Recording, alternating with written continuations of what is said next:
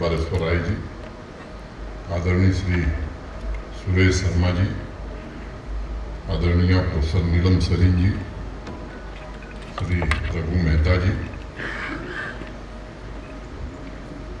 विश्वविद्यालय के सम्माननीय कुलपति आदरणीय आर.के. सिन्हा साहब,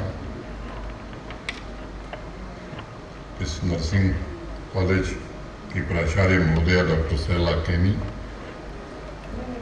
वैष्णो देवी श्राइन बोर्ड के CEO Shri Anshul Garg ji, ADGP Jammu Shri Mukesh Singh ji, divisional commissioner Jammu Shri Ramesh Kumar ji, DIG Shri Suleman Chaudhary जी,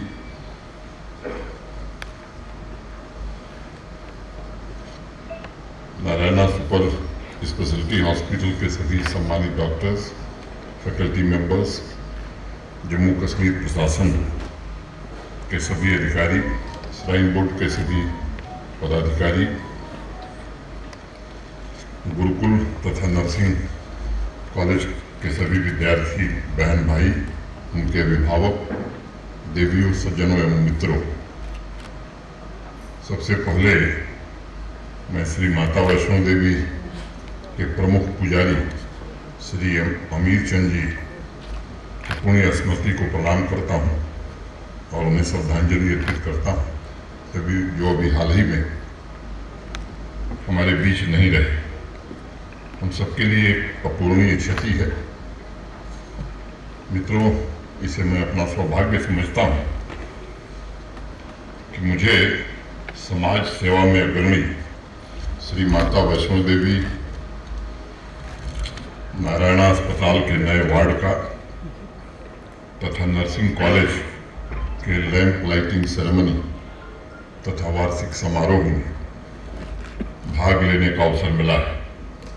इस नर्सिंग कॉलेज के 5वें और 6वें लैंप लाइटिंग सेरेमनी में भाग ले रहे सभी नर्सिंग स्टूडेंट्स को मैं बहुत बहुत शुभकामनाएं देता हूं और माता वैष्णो देवी से प्रार्थना करता हूं कि भविष्य उनका मंगलमय हो। जैसा कि आप अभी सुरेश शर्मा जी को और प्राचार्य महोदया को आपने सुना है, आप सबको मालूम है कि आधुनिक नर्सिंग आंदोलन की जन्मदाता फ्लोरेंस नाइटिंगेल को लोग प्यार से दीपक वाली महिला, लेडी विद द लैंप कहकर बुलाते थे। उनकी एक आदत थी, वो रात में भी लैंप लेकर रोगियों का हालचाल जानने निकल पड़ती थी और उन्हीं की स्मृति और सम्मान में नर्सिंग प्रोफेशन में कदम रख रहे नर्सिंग स्टूडेंट्स के लिए लैंप सेरेमनी में हिस्सा लेना मैं मानता हूं कि जीवन का सबसे अविस्मरणीय क्षण होता है। फ्लोरेंस कहती थी कि नर्स को सिर्फ एक शब्द से परिभाषित किया जा सकता है, वह शब्द है समर्पण और सेवा। मैं आप सभी को उज्जवल भविष्य की शुभकामनाएं देता हूं और उम्मीद करता हूं कि अपने नर्सिंग कैरियर में फ्लोरेंस की तरह समर्पण भाव से, सेवा भाव से जरूरतमंद लोगों की सेवा करते हुए नई नई स्वास्थ्य की समस्याओं से निपटने में अपना बहुमूल्य योगदान देंगे। पिछले दिनों कोरोना महामारी के कालखंड में हमारे डॉक्टर्स तथा नर्सेस ने मानवता का उत्कृष्ट उदाहरण पूरी दुनिया के सामने प्रस्तुत किया है। मुझे भरोसा है कि आने वाले चुनौतियों से निपटने तथा गुणवत्तापूर्ण स्वास्थ्य सेवा के लिए आप सभी निरंतर प्रयत्नशील रहेंगे। प्राचार्य महोदया ने, सुरेश शर्मा जी ने नर्सिंग कॉलेज के बारे में विस्तार से बताया है, मैं उनसे दोहराना नहीं चाहता, लेकिन एक बात मैं जरूर आपसे विनम्रतापूर्वक कहना चाहता हूँ कि देश के बाकी नर्सिंग कॉलेज से आपका कॉलेज थोड़ा भिन्न है। आपको माता वैष्णो देवी का आशीर्वाद प्राप्त है और उस पवित्र भावना के साथ जीवन में आपको आगे बढ़ना है। मुझे लगता है कि जम्मू कश्मीर के लोगों की माता वैष्णो देवी में आस्था रखने वाले भक्तों की आपसे जो अपेक्षा है, मैं समझता हूँ थोड़ी दूसरे कॉलेज के विद्यार्थियों से भिन्न है। आपसे लोग उम्मीद करते हैं कि जो कुछ आपने यहाँ सीखा है, जो आशीर्वाद माता का आपको मिला है, पूरे जीवन भर सेवा और समर्पण के साथ आप काम करेंगे। मित्रों, आप सबको मालूम है कि 2016 में भारत के वर्तमान प्रधानमंत्री आदरणीय श्री नरेंद्र मोदी जी ने नारायण अस्पताल का उद्घाटन किया था और बहुत अल्प समय में अस्पताल ने न केवल जम्मू कश्मीर में बल्कि मैं कहूँ कि इस पूरे इलाके में सेवा, शिक्षण तथा अनुसंधान के क्षेत्र में एक अपना उत्कृष्ट उदाहरण प्रस्तुत किया है। मुझे देखकर प्रसन्नता है कि प्रधानमंत्री जी के नेतृत्व में शुरू हुए अस्पताल तथा नर्सिंग कॉलेज एक अग्रणी संस्थान के तौर पर सैकड़ों स्वास्थ्य सेवा कर्मियों, डॉक्टर्स को प्रशिक्षित कर रहा है। अध्यापन, स्वास्थ्य तथा स्वास्थ्य सेवाओं के विस्तार, इन तीनों क्षेत्रों में संकल्प के साथ भविष्य की तरफ आगे भी बढ़ रहा है। मित्रों, जब भी जम्मू कश्मीर के युवाओं से मैं मिलता हूं तो सदैव एक उत्साह की भावना मन में रहती है, क्योंकि मैं स्पष्ट रूप से मानता हूं कि इस खूबसूरत यूनियन टेरिटरी का भविष्य आप ही के कारण सुरक्षित हाथों में है। नर्सिंग कॉलेज तथा गुरुकुल के सभी छात्र छात्राओं को जिन्हें आज अवार्ड्स मिले, मैं बधाई देता हूं और मेरी उम्मीद है कि आप न केवल अपने प्रोफेशनल जीवन में उत्कृष्टता हासिल करेंगे, बल्कि फिर से उत्थान की ओर अग्रसर जम्मू कश्मीर की आकांक्षाओं, देश के सपनों को भी साकार करने में अपना योगदान देंगे। आप सबको पता है कि मई 2014 के पश्चात देश एक उत्थानशील समाज के निर्माण की दिशा में अग्रसर हुआ है। सत्यनिष्ठा, समर्पण तथा हमारे संविधान में प्रतिष्ठापित मूल्यों के प्रति अटल निष्ठा के साथ भारत के वर्तमान प्रधानमंत्री जम्मू कश्मीर को देश की विकास की मुख्य धारा से जोड़ने का अनवरत भगीरथ प्रयास कर रहे हैं। मुझे याद है, आप में से अधिकांश लोगों को मालूम है कि 14 के पहले पूरे जम्मू कश्मीर में केवल 3 मेडिकल कॉलेज हुआ करते थे। आज 7 नए मेडिकल कॉलेज प्रधानमंत्री जी के कारण जम्मू कश्मीर को मिले, जिसमें 5 फंक्शनल हो गए हैं। उधमपुर और हंदवारा ये भी इस वर्ष फंक्शनल हो जाएंगे। इतनी छोटी आबादी के स्टेट या यूटी में 2 एम्स जम्मू में और श्रीनगर में 2 एम्स भी मिले हैं। 15 नर्सिंग कॉलेज, दूर दराज के इलाकों में अनेक वेलनेस सेंटर, बोन इंस्टीट्यूट। मैं कह सकता हूँ कि स्वास्थ्य के क्षेत्र में 1 करोड़ 30 लाख है, 1 करोड़ 35 लाख आबादी पर इतने सरकारी मेडिकल कॉलेज और सरकारी सुविधाएं देश के किसी दूसरे राज्य में नहीं है। अगर मैं हेल्थ के बजट की बात करूं तो जम्मू कश्मीर प्रशासन हेल्थ बजट भी बाकी राज्यों की तुलना में काफ़ी ज़्यादा खर्च करता है अपने नागरिकों पर। हरियाणा हमारी आबादी से 2.5 गुनी आबादी, और हरियाणा से हमारा स्वास्थ्य का बजट महज 13 करोड़ कम है। केरल की बहुत चर्चा होती है देश में। केरल की आबादी भी हमारे दुगने से ज़्यादा है, बावजूद इसके केरल से महज 17 करोड़ कम बजट हमारा हेल्थ का है। ये इस बात को दर्शाता है कि जम्मू कश्मीर का वर्तमान प्रशासन जम्मू कश्मीर के निवासी के स्वास्थ्य के प्रति कितना गंभीर है। पिछले 2 वर्षों में भी जो कोरोना का कालखंड था, मैं कह सकता हूं कि देश के बाकी हिस्सों में दूसरी लहर जब आई थी, जिस तरह की परेशानी हुई, उसकी तुलना में यहाँ परेशानियों का कम सामना करना पड़ा। मुझे याद है 8 अगस्त 2020 को मैं आया था। कुल ऑक्सीजन जनरेशन कैपेसिटी इस यूटी की 14,000 LPM हुआ करती थी, और जम्मू रीजन की तो काफ़ी कम थी। जब दूसरी वेव आई थी तो हमारी ऑक्सीजन जनरेशन कैपेसिटी 56,000 LPM हो गई थी, और आज जम्मू कश्मीर यूटी में 1 लाख LPM ऑक्सीजन कैपेसिटी हमारी हो गई है। अब कठिनाई दूसरी है कि इस ऑक्सीजन का हम क्या करें, चाहे वैक्सीनेशन का मामला हो या सेहत आयुष्मान भारत सेहत के अंतर्गत इलाज का मामला। अनेक कीर्तिमान हमारे डॉक्टरों ने, हमारी नर्सेस ने और स्वास्थ्य सेवा में जुड़े हुए हमारे सहयोगियों ने सुदूर अंचलों में जाकर के, बर्फबारी थी, रास्ते दुर्गम थे, तो भी वैक्सीनेशन के काम को अंजाम दिया। नीति आयोग और भारत सरकार ने स्वास्थ्य के क्षेत्र में जितने भी मानदंड तय किए, जो पैरामीटर्स तय किए, उसमें जम्मू कश्मीर ने हर क्षेत्र में अच्छा प्रदर्शन किया है। मुझे लगता है कि इसका श्रेय हमारे सभी डॉक्टर्स, नर्सेस और पूरे स्वास्थ्य सेवा में जुड़े हुए हमारे कर्मियों को जाता है। अनेक तरह की बातें अखबारों में भी छपती हैं, लोग भी कहते हैं, कई लोग पूछते हैं कि क्या मिला जम्मू कश्मीर को। मैं एक दो बातें कहना चाहता हूँ।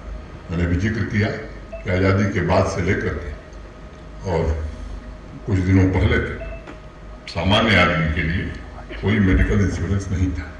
अब जम्मू कश्मीर के हर नागरिक, चाहे वो चीफ सेक्रेटरी हो, चाहे गांव में रहने वाला किसान हो, मजदूर हो, चाहे विश्वविद्यालय का कुलपति हो, सबके लिए 5 लाख रुपए का हेल्थ इंश्योरेंस बिना किसी भेदभाव के जम्मू कश्मीर अकेला राज्य, अकेला यूटी है देश का जो प्रदान कर रहा है। नारायणा हॉस्पिटल ने सेहत के लाभार्थियों तथा बाकी मरीजों के लिए अभी 40 बेडेड वार्ड का शुभारंभ आज किया है। बताया गया है कि काफी संख्या में यहाँ लोग आ रहे हैं।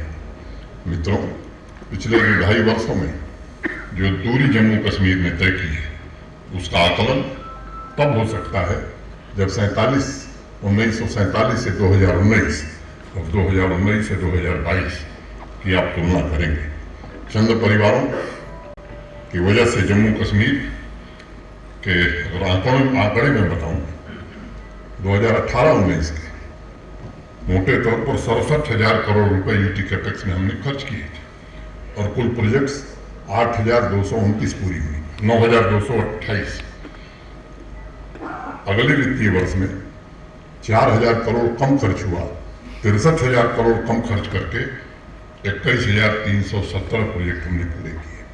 और इस वित्तीय वर्ष में मैं आपको बताना चाहता हूं कि 50,700 प्रोजेक्ट हमने पूरे किए हैं और वित्तीय अनुमान जो मेरा है, पहले से निश्चित रूप से 15% धन कम खर्च हुआ होगा। बावजूद इसके कि सीमेंट की कीमत बढ़ गई, लोहे की कीमत बढ़ गई, बजरी की कीमत बढ़ गई। एक पारदर्शी व्यवस्था, पहले प्रोजेक्ट कागजों पर चलते थे, बिना किसी एडमिनिस्ट्रेटिव अप्रूवल, फाइनेंशियल सैंक्शन के कारण चलते थे। कई ठेकेदारों के कारण प्रोजेक्ट चलाए जाते थे। ये परिपाटी बंद हुई है, कुछ लोगों को दिक्कत हो रही है, लेकिन मैं समझता हूँ कि इससे आम आदमी को काफी लाभ पहुंच रहा है और मैं उम्मीद करता हूँ कि आने वाले दिनों में और गति हम पकड़ेंगे। 1 लाख करोड़ रुपए के नेशनल हाईवे के और टनल के प्रोजेक्ट्स आज जम्मू कश्मीर यूटी में चल रहे हैं। आजादी के बाद से और 7-8 महीने पहले तक प्राइवेट इन्वेस्टमेंट की अगर मैं बात करूं तो कुल 15,000 करोड़ रुपए का प्राइवेट इन्वेस्टमेंट जम्मू कश्मीर में आया था। आप सबके ध्यान में है, अभी सम्मानीय प्रधानमंत्री जी हाल ही में आए थे पिछले दिन। उस दिन उन्होंने 38,080 करोड़ रुपए के इन्वेस्टमेंट की ग्राउंड ब्रेकिंग सेरेमनी आपके सम्मुख किया था। और मैं आपसे कहना चाहता हूँ कि आने वाले 6-8 महीनों के अंदर लगभग इतना ही इन्वेस्टमेंट जम्मू कश्मीर में और आएगा। स्वाभाविक रूप से रोजगार के अवसर भी बढ़ेंगे, हमारी इकानमी भी बढ़ेगी और मैं समझता हूँ कि खुशहाल जम्मू कश्मीर की तरफ हम निश्चित रूप से आगे बढ़ेंगे।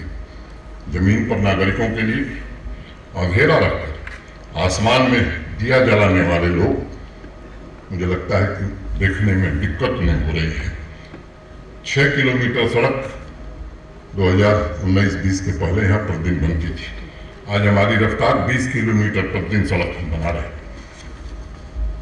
पीएमजीएसवाई, प्रधानमंत्री ग्राम सड़क योजना में 13वें-14वें स्थान पर राष्ट्र में हम होते थे, आज तीसरे और चौथे स्थान पर लगातार 2 वर्षों में। एक छोटी बात मैं कहना चाहता हूँ, जम्मू से श्रीनगर 10 से 12 घंटे में लोग जाते थे, आज 5 घंटे में पहुंच रहे। और एक छोटा सा स्टेज है जिस पर काम चल रहा है, उसके पूरा होने के बाद मैं समझता हूँ कि 4.5 घंटे में आराम से कोई भी नागरिक जम्मू से श्रीनगर पहुंच सकता है। ऐसे अनेक उदाहरण मैं दे सकता हूं। मैं समझता हूं पिछली बार मुझे याद है एक किसी का बयान मैंने पढ़ा, आप लोगों ने भी पढ़ा होगा कि गर्मी है इसलिए टूरिस्ट जम्मू कश्मीर आ रहे हैं। ये सच है कि 15 वर्षों में सबसे ज्यादा टूरिस्ट इस वर्ष आए हैं जम्मू कश्मीर में, लेकिन केवल गर्मियों में नहीं आए। जब कड़ाके की ठंड पड़ रही थी तब भी 80 लाख लोग जम्मू कश्मीर में आए थे। मैं उनसे कहना चाहता हूं कि ठंड में फिर क्यों आ रहे हैं, इसका कारण भी आपको बताना चाहिए। श्रीनगर एयरपोर्ट से 105, 106 फ्लाइट ऑपरेट होने लगी। मुझे याद है 2 अगस्त 2020 में जब मैं आया था, आप में से अनेक लोग गवाह होंगे कितनी फ्लाइट चलती थी जम्मू से। आज संख्या कितनी बड़ी है, नाइट लैंडिंग भी शुरू हो गई है। कुछ छोटी मोटी परेशानियां हैं जिनका समाधान शीघ्र हम लोग निश्चित रूप से प्राप्त कर लेंगे। एक समतामूलक समाज की स्थापना के लिए कोशिश हो रही है और समाज के जो वंचित वर्ग के लोग हैं, चाहे वो वाल्मीकि हों, गोरखा समाज के लोग हों, हमारी बहनें हों, आदिवासी समुदाय के लोग हों, उनको भी न्याय संगत हक मिल सके, ऐसा समाज बन सके, मैं समझता हूँ उसकी कोशिश की जा रही है। अभी एक दिन अखबार में मैंने पढ़ा किसी प्रमुख व्यक्ति का बयान कि Jammu Kashmir state road transport शब्द से स्टेट शब्द हट गया है।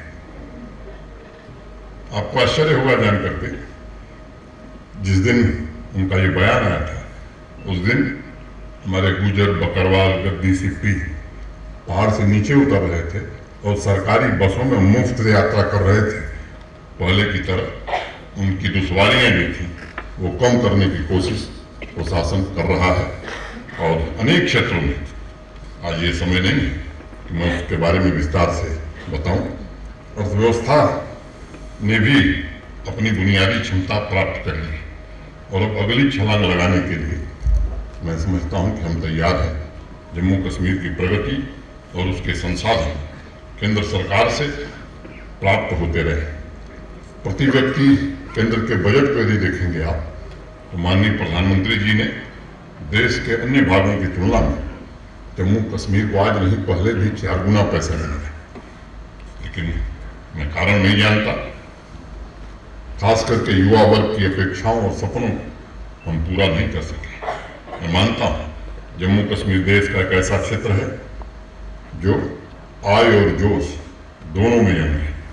युवा है, हमारे युवाओं के पास सामर्थ्य है, उन्हें मौका मिलना चाहिए प्राइवेट सेक्टर से लेकर गवर्नमेंट सेक्टर तक, ताकि वो अपनी प्रतिभा का योगदान दे सकें।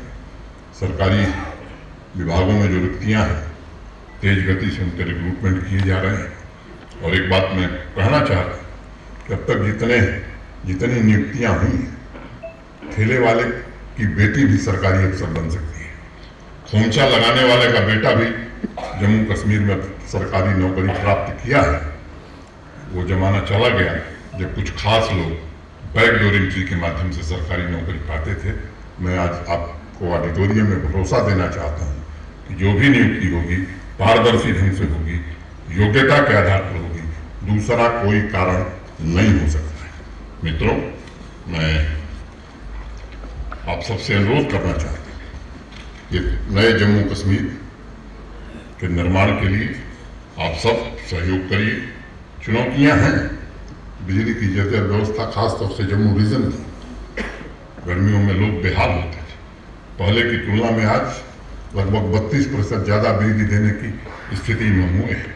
हम आपको भरोसा देना चाहते हैं कि आने वाले 6-8 महीनों में और बेहतर स्थिति होगी और हम संकल्पबद्ध हैं कि ऐसी व्यवस्था जम्मू कश्मीर में लानी है कि 24/7 क्वालिटी पावर लोगों को दी जा सके और ये 1 वर्ष में इस लक्ष्य को भी निश्चित रूप से प्राप्त करेंगे।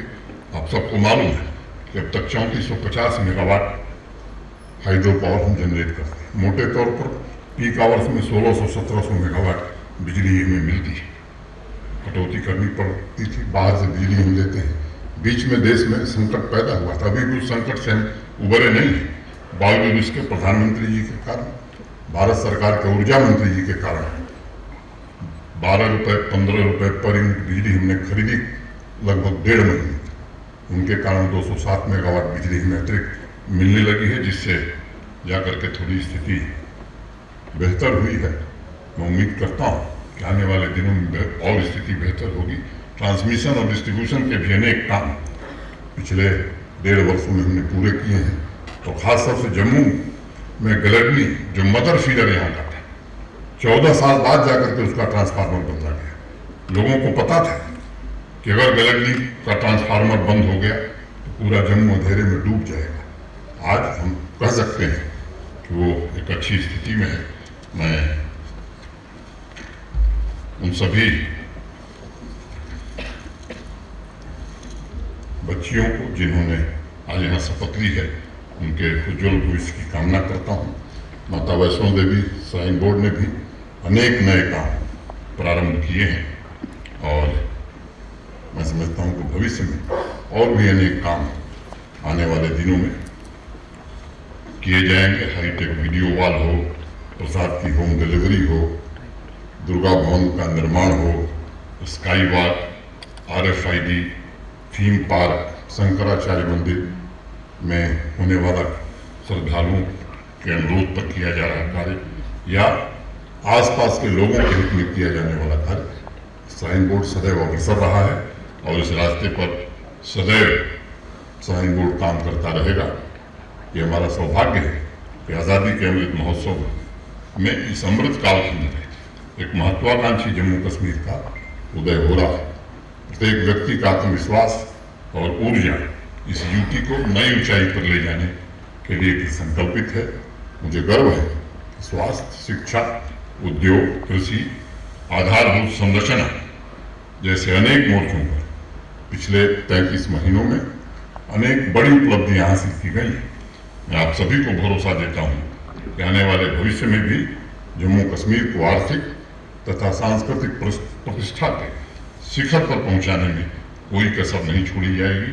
मैं एक बार पुनः सभी नर्सिंग स्टूडेंट्स को जीवन में नए चरण की सफलता के लिए शुभकामनाएं देता हूं और उम्मीद करता हूं समर्पण तथा निस्वार्थ सेवा भाव से वो समाज की सेवा करती रहेंगी।